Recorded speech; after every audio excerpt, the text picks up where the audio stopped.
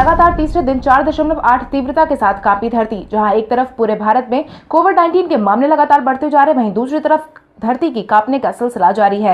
राजधानी दिल्ली के बाद बीते 3 दिनों से लगातार मिजोरम में 4 बार कंपन महसूस की गई है। आधिकारिक जानकारों की माने तो सुबह 8:02 पर मिजोरम के कुछ इलाके में 4.1 तीव्रता के साथ कंपन महसूस की गई है। हालांकि इसकी वजह से किसी भी तरह की बर्बादी होने की कोई खबर सामने नहीं आई है। वहीं नेशनल सेंटर फॉर सिस्मोलॉजी के मुताबिक चंपई के 31 किलोमीटर दक्षिणी पश्चिम में रिक्टर स्केल पर 6.8 तीव्रता मापी गई है। वहीं मंगलवार की रात में भी 3.7 तीव्रता के साथ कंपन महसूस की गई है। हालांकि मंगलवार को भी इससे किसी तरह की बर्बादी नहीं होने की खबर सामने आई है। अगस्त तक पटरी पर पहले की तरह नहीं दौड़ेंगी रेलगाड़ियां। कोविड-19 के बढ़ते माहौल के बीच धीरे धीरे करके रेलगाड़ियों की आवाजाही पर छूट दी जा रही है, मगर अभी भी पूरे तरीके से छूट देना रेलवे विभाग के लिए संभव नहीं हो पाएगा। वहीं बीते दिन ट्रांसपोर्ट इंडियन रेलवे ने हाल ही में जारी किए गए अपने बयान में साफ तौर पर कहा है कि अगस्त महीने तक पहले जैसी रेगुलर पैसेंजर ट्रेन सेवाओं का संचालन संभव नहीं है, क्योंकि भारतीय रेलवे 203 विशेष ट्रेनों का संचालन कर रही है। जरूरत पड़ने पर यह बढ़ाया जा सकता है। इतना ही नहीं, रेलवे ने बीते दिन 14 अप्रैल या उससे पहले नियमित तौर पर टिकट बुक करवाने वाले को टिकट कैंसिल करने का फैसला सुनाया है, जिसके बाद जिन भी लोगों ने टिकट बुक करवाया है उनके पैसे को रिफंड करने का आदेश जारी कर दिया गया है, जिसमें साफ तौर पर कहा गया है कि यह तय किया गया है कि नियमित टाइम टेबल वाली ट्रेन के लिए 14 अप्रैल को या उससे पहले बुक की गई सभी ट्रेन टिकट को कैंसिल किया जाएगा और पूरा रिफंड जनरेट किया जाएगा। भारत जल्द ही अमेरिका समेत 4 देशों के साथ कर सकता है समझौता। घरेलू उड़ान सेवा के शुरू होने के बाद अब भारत अंतर्राष्ट्रीय उड़ान सेवा पर ध्यान देने की मुहिम में जुट गया है। हालांकि फिलहाल भारत की तरफ से वंदे भारत मिशन के तहत उड़ानों का परिचालन करवाया जा रहा है, मगर वह भी सिर्फ बाहर फंसे भारतीय विदेशी नागरिकों को स्वदेश वापस लाने के लिए। लेकिन अब अर्थव्यवस्था को पटरी पर लाने के लिए, साथ ही अंतर्राष्ट्रीय उड़ानों को पहले की तरह संचालित करवाने के लिए केंद्रीय उड्डयन मंत्रालय ने साफ तौर पर कहा है कि सरकार अंतर्राष्ट्रीय यात्री उड़ानों को शुरू करने के लिए अमेरिका, ब्रिटेन, जर्मनी और फ्रांस के साथ द्विपक्षीय समझौता करने पर विचार विमर्श कर रहे हैं। आपकी जानकारी के लिए आपको बता दें, भारत में अंतर्राष्ट्रीय उड़ानों के लिए विभिन्न देशों के साथ समझौता करने का मन इसलिए बना रहा है क्योंकि बीते दिन अमेरिका की तरफ से भारतीय उड़ानों को रोक लगा दी गई थी और साफ तौर पर कहा गया था कि जब तक भारत की उड़ान की आवाजाही की अनुमति नहीं मिलती है, तब तक अमेरिका भी भारतीय उड़ानों के परिचालन की अनुमति नहीं देगा। वंदे भारत मुहिम के तहत अब तक स्वदेश लौटे 1.25 लाख भारतीय, जहां देश में सभी प्रवासियों को उनके राज्य पहुंचाने के लिए केंद्र सरकार ने स्पेशल ट्रेन के परिचालन की शुरुआत की थी। वहीं दूसरी तरफ दूसरे देश में फंसे विदेशी भारतीयों को लाने के लिए भारत की तरफ से वंदे भारत मिशन की शुरुआत की गई थी, जिसके तहत अब तक लगातार भारतीयों को लाने का सिलसिला जारी है। वहीं केंद्रीय नागरिक उड्डयन मंत्री हरदीप सिंह पुरी की तरफ से जारी किए गए जानकारी के अनुसार अब तक इस मुहिम के तहत 1.25 लाख भारतीयों को वापस स्वदेश लाया गया है। इतना ही नहीं, उन्होंने यह भी बताया है कि बाहर फंसे भारतीयों की आवाजाही का सिलसिला लगातार जारी है। 23 जून को भी 6037 भारतीय नागरिक विदेश से वापस लौटे हैं। इतना ही नहीं, उन्होंने अपने ट्वीट के जरिए कहा है कि वंदे भारत दुनिया भर में फंसे और परेशान भारतीयों के लिए आशा और खुशी का मिशन बना हुआ है। इतना ही नहीं, इस मुहिम के तहत लगभग 43,000 लोग भारत से बाहर भी भेजे गए हैं। भारत चीन के विवाद के बीच चीन से सामान को कस्टम नहीं दे रहा क्लियरेंस। भारत के लद्दाख के गलवान घाटी में हुए वाकये के बाद दोनों देश के बीच में लगातार तनाव की स्थिति बरकरार है, जिसके बाद अब चीन से इंपोर्ट करके दिल्ली मंगवाए गए तमाम माल को कस्टम क्लियरेंस नहीं दिया जा रहा है। आधिकारिक सूत्रों की माने तो इंटेलिजेंस को कोई ऐसा इनपुट शेयर नहीं किया गया है जिसमें कहा गया है कि चीन से आने वाले सामान में किसी तरह का कोविड-19 मौजूद हो सकता है। हालांकि लोगों के मन में आशंका होने की वजह से फिलहाल तमाम चीनी कंटेनर को उस वक्त तक क्लियर करने के लिए कहा गया है जब तक उसकी गहन जांच न कर ली जाए, जिसका पालन दिल्ली समेत देश भर में किया जा रहा है। वहीं इस पूरे मामले पर दिल्ली कस्टम के चीफ कमिश्नर आलोक तिवारी का कहना है कि इस तरह के कोई आदेश नहीं दिए गए हैं, न ही कस्टम ने चीन को इंपोर्ट किए गए किसी कंटेनर या अन्य माल को क्लियर करने से रोका है। जिन कुछ मामलों में क्लियर नहीं हो सका है उसकी कुछ और वजह हो सकती है।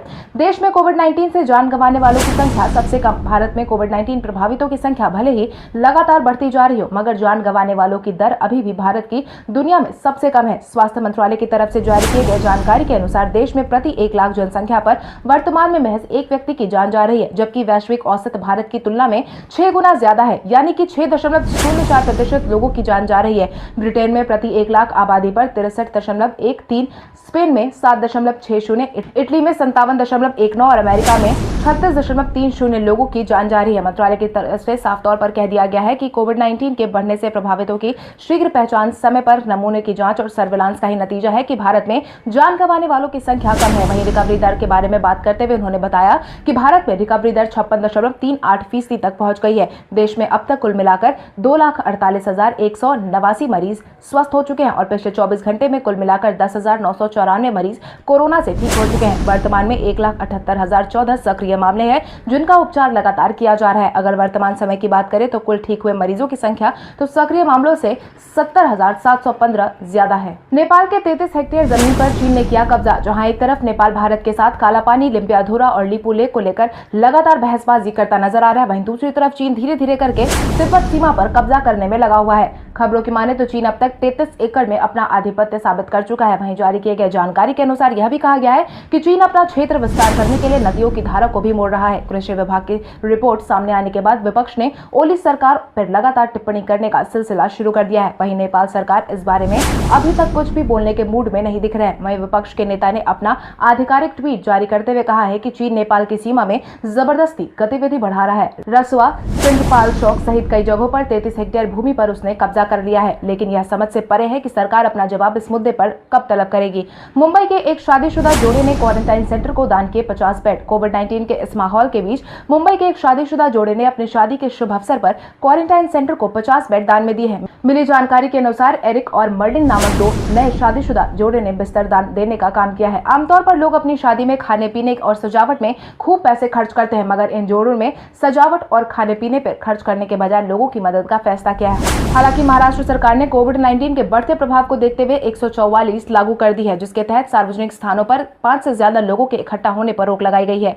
चीन से बिजली उपकरणों के आयात पर लगाई जा सकती है रोक। भारत चीन के बीच बढ़े तनाव को देखते हुए व्यापारिक रूप से चीन को एक और झटका लग सकता है। खबरों की माने तो भारत जिन भी देशों का चीन के साथ मतभेद है, उनके साथ मिलकर टैरिफ बाधाओं और अन्य बाधाओं को दूर करने पर विचार कर रहा है। इसके साथ ही भारत सरकार स्थानीय बिजली उपकरण जिसका निर्माण भारत में किया गया, उसके उपयोग को बढ़ावा देने के लिए सब्सिडी देने पर विचार विमर्श कर रही है, जिसके तहत ऊर्जा मंत्री राजकुमार सिंह ने मंगलवार को हुई बैठक में व्यापार जगत के नेताओं से साफ तौर पर कह दिया है कि जो देश प्रतिक्रिया संभावित विरोधी है, उन देशों का आकलन करना, उन्हें सही तौर पर पहचाना जाएगा और उनसे किसी भी उपकरण को आयात करने से पहले सरकार की अनुमति की आवश्यकता होगी, जिसमें बिजली क्षेत्र के लिए विदेशी उपकरणों के निर्यात का मुद्दा अहम होगा। मुख्य रूप से बिजली क्षेत्र में चीनी उपकरण के उपयोग पर अंकुश लगाने के उद्देश्य से नीतियां बनाई गई है, जिसमें चीन को आने वाले समय में करारा झटका लग सकता है। कोविड-19 संक्रमण को रोकने में मददगार पौधों को लगाया जाएगा गंगा के किनारे। कोविड-19 के बढ़ते संक्रमण को देखते हुए गंगा के किनारे अब उन पौधों को लगाया जाएगा जिससे कोरोना के रोकथाम में मदद मिलेगी, यानी कि गंगा के किनारे जड़ी बूटियों की खेती करवाई जाएगी, जिसके किनारों पर बीज डालने का काम शुरू हो गया है। वहीं अभी तक तटीय इलाकों में किसानों की फसलों की खेती करते थे, मगर नमामि गंगे योजना, केंद्रीय जल शक्ति मंत्रालय ने और आयुष मंत्रालय और केंद्रीय कृषि मंत्रालय ने इस आशय के एक समझौता पत्र पर हस्ताक्षर किया है, जिसका मकसद गंगा के किनारे को रसायन से मुक्त करना और इसके माध्यम से किसानों की आय में भी दोगुनी वृद्धि करने का है। इतना ही नहीं, इसकी मदद से हवा में फैल रहे हानिकारक कण से भी निजात मिलने में काफी मदद मिलेगी। इसके साथ ही इसकी शुरुआत उत्तर प्रदेश, उत्तराखंड और पश्चिम बंगाल से हो चुकी है। चीन के एक इंस्टीट्यूट में पढ़ने के लिए हिंदुस्तानी नाम रखना होता है जरूरी। भले ही मौजूदा समय में भारत और चीन के बीच में तनाव का माहौल देखने को मिल रहा है, मगर चीन को भारत की भाषा हिंदी और यहाँ की संस्कृति से काफी ज्यादा लगाव है और यही कारण है कि चीन में चलने वाले हिंदी संस्थान में पढ़ने वालों के लिए चीनी छात्रों को हिंदुस्तानी नाम रखना अनिवार्य किया गया है, क्योंकि चीन के छात्र पहले चीन में हिंदी पढ़ने के लिए भारत में हिंदी सीखने आते हैं। हिंदुस्तानी नाम उनकी ऐसी पहचान बन जाती है कि बेशक दस्तावेजों में उनका चीनी नाम लिखा होता है, लेकिन बोलचाल में नौकरी की जगह पर भी उन्हें हिंदी नाम से पुकारा जाता है। चीन में यह चलन 1939 में जारी हुआ था, जब हिंदी संस्थान प्रोफेसर देवेंद्र शुक्ला भारत से चीन हिंदी पढ़ाने के लिए गए और 3 साल के लिए गेस्ट टीचर के रूप में उनकी नियुक्ति बीजिंग के हिंदी संस्थान में हुई थी। भारत नेपाल पर ट्वीट करके फंसी मनीषा कोइराला। अक्सर बॉलीवुड की कई हस्तियां राजनीतिक मुद्दों पर अपने विचार साझा करती है। कई बार उनके विचार लोगों द्वारा पसंद किए जाते हैं, तो कई बार वो अपने विचारों के लिए घिर जाती हैं। ऐसा ही कुछ हुआ है बॉलीवुड की अदाकारा मनीषा कोइराला के साथ, क्योंकि मनीषा खुद भी नेपाल से ताल्लुकात रखती हैं, क्योंकि उनका जन्म भी नेपाल में हुआ था, इसलिए उनके बयान पर ज्यादा बहसबाजी शुरू हो गई है। दरअसल मनीषा ने हाल ही में नेपाल के सपोर्ट में ट्वीट कर नेपाल द्वारा जारी किए गए राजनीतिक नक्शे पर खुशी जताई थी, जिसके ट्वीट के बाद उन्हें लेकर के क्षेत्रीय संप्रभुता, राजनीतिक संप्रभुता और आर्थिक संप्रभुता संप्रभु राज्य के बराबर होती है, इस बात का दावा किया था, जिसके बाद लोगों ने उन्हें ट्रोल करना शुरू कर दिया। एक यूजर ने तो मनीषा को ट्रीटमेंट करवाने की सलाह दे दी और अन्य यूजर ने लिखा, नेपाल बहुत जल्द ही चीन का कॉलोनी बनने जा रहा है, शायद आपको ना पता हो।